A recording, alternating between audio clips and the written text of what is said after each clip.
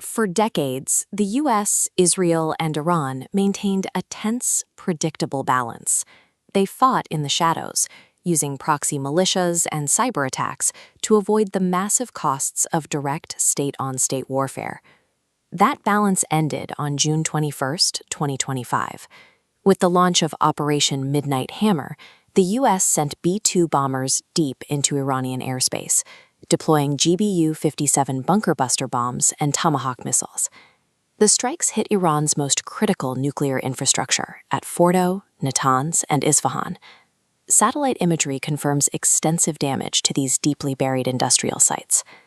While President Trump described the mission as a spectacular military success aimed at forcing a regime change, Tehran's response was immediate, a formal vow of all-out war.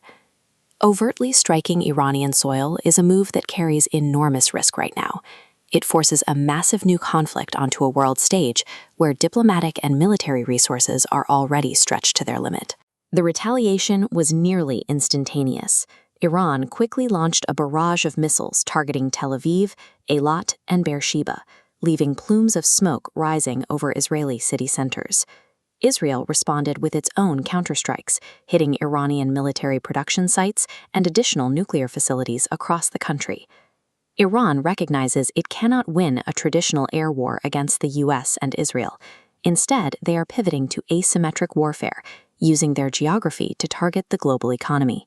Tehran's ultimate leverage is its ability to shut down the Strait of Hormuz. This specific choke point handles a massive portion of the world's oil supply, and any disruption here, or to U.S. bases in nearby Bahrain, would be felt globally. Closing this lane would transform a regional military clash into a global economic disaster, paralyzing energy markets and shattering international supply chains. This escalation comes as the international system is already buckling. In Kyiv, Russian missile and drone attacks continue to level civilian blocks, killing residents and devastating the city's infrastructure. Further east, Ukraine is forced to commit 10,000 troops to hold the line in the Kursk region, preventing Russian advances near Suja. On the edge of the Middle East, sectarian tensions in Syria have flared into renewed violence, including a church bombing near Damascus, claiming 22 lives. Across the Sahel, the security situation has collapsed entirely.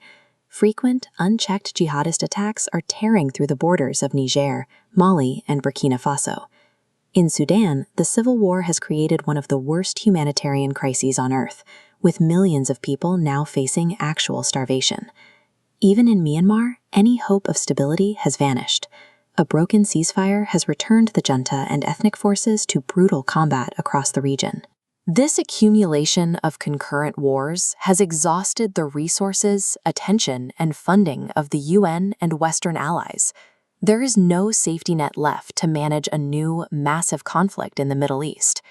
We have entered an era where superpower conflicts no longer remain isolated. A fire in one region now pulls resources from every other front.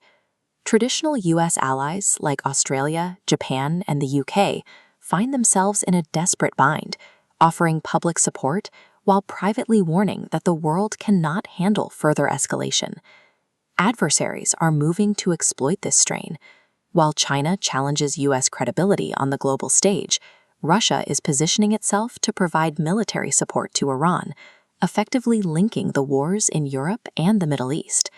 This strategic convergence forces the United States to manage two separate fronts simultaneously, as adversaries find common cause in exhausting Western military and diplomatic bandwidth. While the strikes targeted nuclear facilities, the broader impact of Operation Midnight Hammer is its potential to act as the catalyst that merges these isolated regional wars into a single, synchronized global fracture.